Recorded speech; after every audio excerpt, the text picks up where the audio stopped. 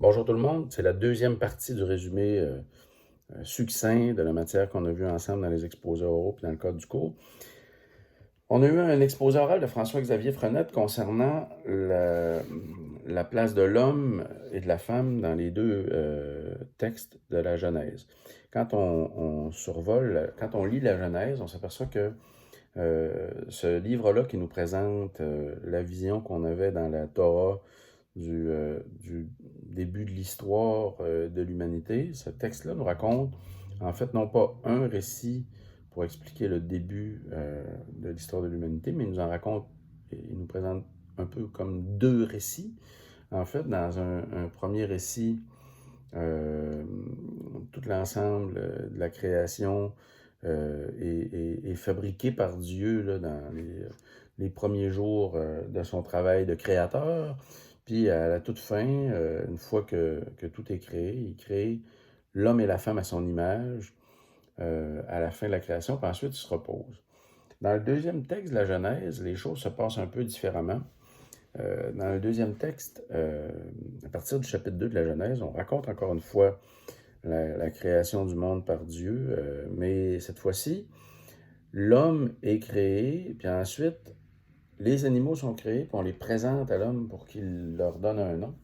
Puis en voyant à quel point, malgré tous ses efforts, Dieu n'arrive pas à présenter à l'homme en lui créant tous les animaux qu'on voit, il n'arrive pas à créer pour l'homme une compagnie qui juge intéressante.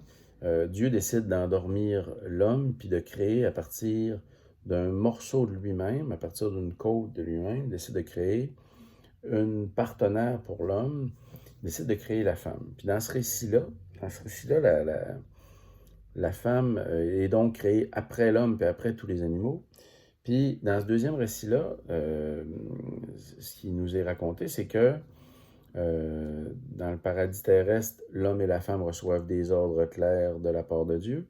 Puis la femme se laisse convaincre par le diable de désobéir à Dieu. Puis c'est en raison de la désobéissance de la femme qui entraîne la désobéissance de l'homme derrière elle que Dieu se fâche puis va bouter hors du paradis l'humanité, puis que l'humanité va devoir travailler fort ensuite pour assurer sa propre vie. On va être jeté hors du paradis originel, donc, à cause de l'étourderie de la femme dans le deuxième texte de la Genèse.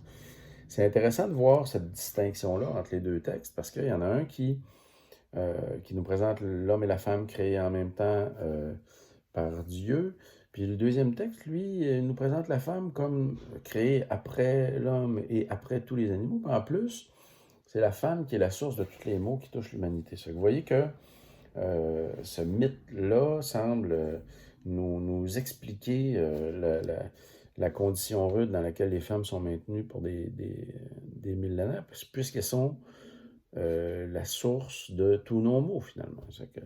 Vous voyez que les textes sacrés semblent produire une histoire, un récit qui ouvre la porte à une sorte de misogynie ambiante qui existe dans ces époques-là, dans lesquelles les femmes n'ont pas les mêmes droits que les hommes. Ça fait que vous voyez que des fois les textes sacrés ont ce genre d'effet-là. Ils peuvent servir de source, de sens pour une civilisation. Ils peuvent aussi installer une justification pour des habitudes que cette civilisation-là traîne avec elle, puis leur donner un ancrage sacré à ces habitudes-là. En classe, on aurait pu discuter un peu plus de tout ce que ça va avoir comme effet. C'est seulement assez tard au 20e siècle que les femmes vont finir par obtenir le droit de vote. Puis ici, au Québec, il y a eu des débats dans les journaux. Là. Il y avait des éditorialistes qui étaient contre l'idée de donner le droit de vote aux femmes, puis qui justifiaient leur point de vue en considérant que Dieu avait préparé un rôle spécifique pour les femmes, puis que c'était la sainte institution de la famille. Fait que vous voyez que la société dans laquelle on vit aujourd'hui a traîné en elle pendant très longtemps une vision de ce que devrait être le rôle d'un homme et ce que devrait être le rôle d'une femme, qui était héritée de notre tradition sacrée. Puis il y a encore aujourd'hui des femmes qui sont en vie, puis qui ont vécu, qui sont nées dans un monde où les femmes n'avaient pas le droit de vote ici au Québec. Fait que vous voyez que même si c'est des textes très anciens, la civilisation qui en a été tirée, c'est pas une civilisation qui est déjà complètement expurgée des conséquences de ces textes-là. Des conséquences diversifiées de ces textes-là. Certaines des conséquences, des fois, sont un peu négatives, comme cette misogynie ambiante-là, cette inégalité de traitement entre les hommes et les femmes, elle existe encore, puis il y a encore du travail à faire pour s'en déprendre. Donc, vous voyez que cette différence-là entre les deux textes de la Genèse est intéressante à remarquer, puisque le texte sacré est censé nous montrer une vision claire des intentions de Dieu pour le monde. C'est des textes sacrés, c'est quand même important, tu sais. Mais finalement, quand on y regarde de plus près un petit peu, on s'aperçoit que dans nos textes sacrés, comme c'était le cas dans toutes les traditions dans le monde, il y a des incohérences qui vont nous forcer à chercher un enracinement meilleur pour notre vivre ensemble. Puis en Grèce, ils vont constater les mêmes incohérences d'ailleurs que chez nous. Quand on voit le cours de philo 1, on voit qu'il y a des auteurs dont ça a été la principale contribution de constater les incohérences qu'il y avait dans les textes sacrés. Pour élargir un peu la perspective sur les conceptions un peu liées à la spiritualité qui existent un peu partout dans le monde pour expliquer ce qu'est un être humain, on a eu un exposé oral de Gabrielle Lemay sur le bouddhisme. Vous vous souvenez, hein, dans son exposé oral, elle nous a parlé un peu de l'attitude proposée par les bouddhistes face à la vie. Quand elle nous a parlé des nobles vérités du bouddhisme, vous vous rappelez que la première de ces nobles vérités-là, c'était de constater que la souffrance existe. La souffrance existe, puis que c'est une caractéristique incontournable jusqu'à un certain point de notre existence. Ça fait partie de la vie, la souffrance. Une fois qu'on le constate, déjà, on peut se calmer un petit peu. Quand il y a de la souffrance, on n'est pas devant un événement qui est fortuit ou qui devrait être rare ou inexistant. On est devant un phénomène parfaitement naturel. La souffrance, ça fait partie de la vie. C'est la première noble vérité que le bouddhisme nous amène à prendre en compte. Ensuite, le bouddhisme nous demande de chercher quelle est la racine de cette souffrance-là. Puis, il nous indique que la souffrance est toujours ancrée dans le désir. Puis, sachant que la souffrance est toujours ancrée dans le désir, éventuellement, on va pouvoir s'en extirper de cette souffrance-là. Mais pour s'en extirper, on n'y arrivera pas en changeant la réalité pour arriver à s'extirper de la souffrance qui est omniprésente du simple fait qu'on vit. Il va falloir travailler du côté des désirs parce qu'ils sont la source de notre souffrance. Fait que les bouddhistes vont proposer l'octuple sentier qui va nous amener à prendre vraiment les mesures qu'il faut, les mesures spirituelles qu'il faut pour se méfier de nos propres désirs, puis pour habituer notre esprit à rester aux commandes, puis à se prémunir contre ce que les désirs engendrent, à se prémunir contre la souffrance que les désirs engendrent. Donc, si vous avez noté ces 4 nobles vérités-là, surtout le fait que la souffrance fait partie de la vie, que la souffrance, elle est liée à nos désirs, que puisqu'on peut, jusqu'à un certain point, contrôler nos propres désirs, éventuellement, on va pouvoir contrôler notre propre souffrance, puis qu'il y a un chemin pour y arriver. ben déjà, vous allez avoir eu un bon début de compréhension du bouddhisme. Vous pourrez en poursuivre la compréhension en approfondissant un peu les textes qui en parlent. On n'a pas eu, dans le cadre du cours, l'exposé oral sur le dessin intelligent, puis le Flying Spaghetti Monster. En fait, si on l'avait eu, cet exposé oral-là, ça aurait été pour montrer que toutes ces visions spiritualistes-là qui nous ont été présentées au fil de l'histoire pour expliquer l'être humain, à toutes les époques, il y a eu des gens pour les ridiculiser, pour leur caractère euh, non rationnel, si vous voulez. Euh, si on était en Grèce, on verrait que Hécatée de Milet souligne les incohérences entre les différentes versions des mythes grecs. De la même manière, un peu partout sur la planète, il y a des gens qui ont souligné des failles dans l'explication mythique concernant l'être humain. L'idée du Flying Spaghetti Monster, c'est l'idée d'un gars qui s'appelle Bobby Anderson qui a décidé, en voyant que les écoles donnaient des droits particuliers aux gens qui ont une religion, il a décidé d'en inventer une de toutes pièces. Puis, c'était une manière de ridiculiser le fait de donner des droits particuliers aux religions, puis d'essayer de trouver mieux comme explication du monde, mais c'est parti en fou son affaire.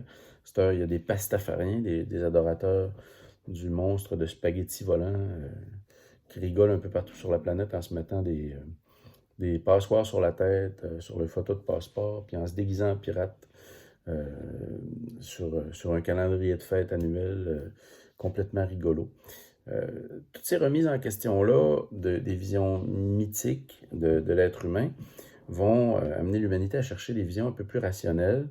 Aristote va faire cet effort-là de définir l'être humain. Puis ce qu'il va constater, c'est que les humains, c'est des êtres qui aiment vivre en groupe et chercher des solutions rationnelles à leurs questions. C'est ce qu'il constate de particulier à l'humain. Hein. Qu'est-ce qu'on a de particulier des autres? On est un animal, mais on n'est pas n'importe quel animal.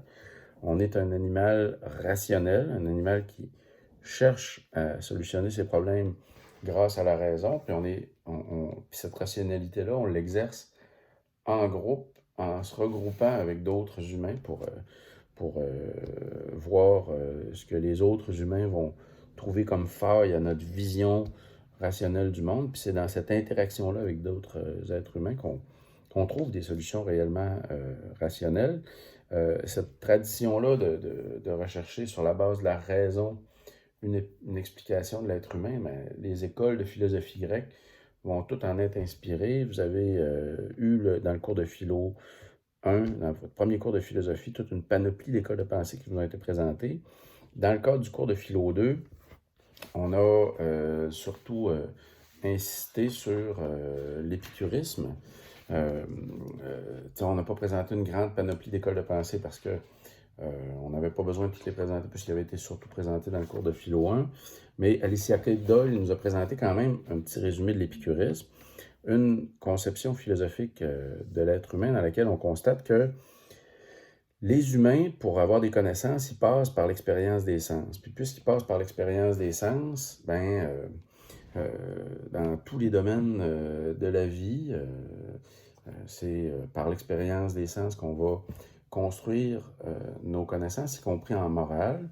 Puis, si moi j'ai à choisir qu'est-ce que je dois faire de ma vie, c'est le plaisir qui va me guider, mais pas n'importe quel plaisir.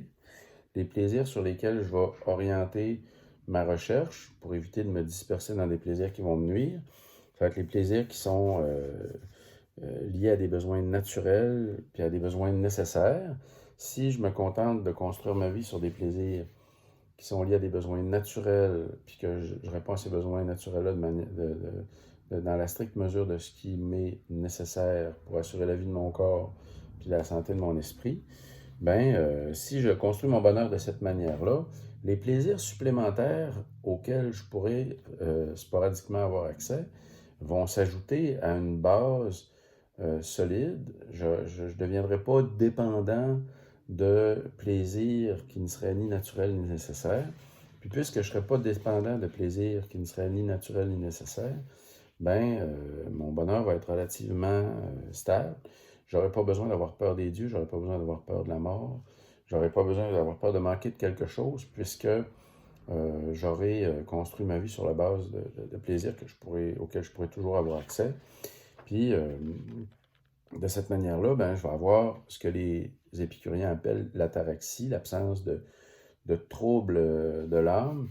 Euh, les contemporains, quand on leur parle de simplicité volontaire, ben, c'est un peu un mode de vie qui est inspiré par ce mode de vie-là qui est proposé par Épicure, sur la base d'une réflexion rationnelle à propos du plaisir puis du bonheur. Des écoles de pensée comme ça qui vont être issues de la tradition grecque, de la tradition rationaliste qui va se faire une place là, à Athènes à la suite du passage de personnages comme Socrate, Platon, Aristote. Ben, il va y en avoir plusieurs qui vont avoir une longue pérennité puis qui vont vraiment marquer l'Occident. Ces écoles de pensée-là vont être un ciment culturel là, qui va circuler partout. Puis éventuellement, quand l'Empire romain va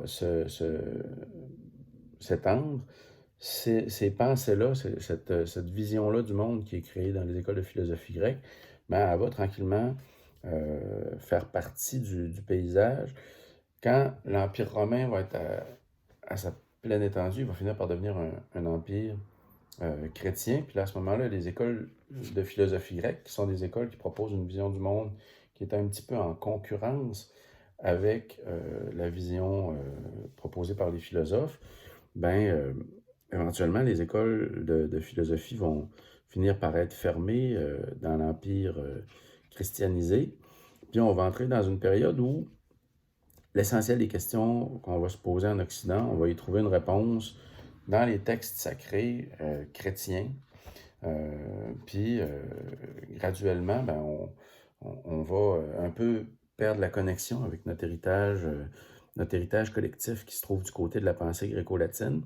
Puis on va passer un assez long moment, en fait, à construire nos vies collectives en se basant plutôt sur une vision du monde qui est liée à la pensée chrétienne, puis à l'autorité de ceux qui voient leur pouvoir,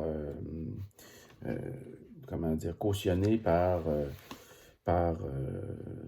Dieu. On va avoir des rois un peu partout dans l'Occident au Moyen Âge qui vont se dire autorisés par Dieu. On va avoir une chrétienté qui va être un peu partout la boussole qui va servir de ciment culturel aux citoyens pendant le Moyen Âge. Puis quand on va sortir du Moyen Âge, ça va être au moment où on va commencer à remettre en question cette seule source-là de nos connaissances que devraient être les livres sacrés, pour se tourner plutôt vers une reconstruction d'un édifice intellectuel un peu comme celui entrevu par Aristote dans l'Antiquité, un édifice culturel collectif qui va réapprendre à travailler avec les outils de la rationalité.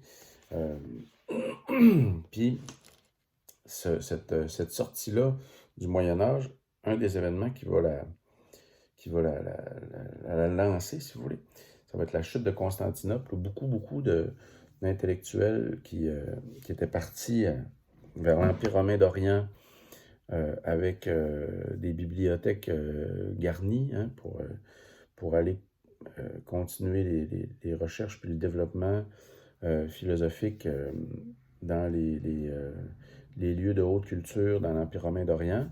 Mais quand tout ça va s'effondrer en Orient puis que vont revenir vers l'Occident les intellectuels partis là-bas ou les intellectuels installés là-bas, ben, on va reprendre contact avec nos origines rationalistes.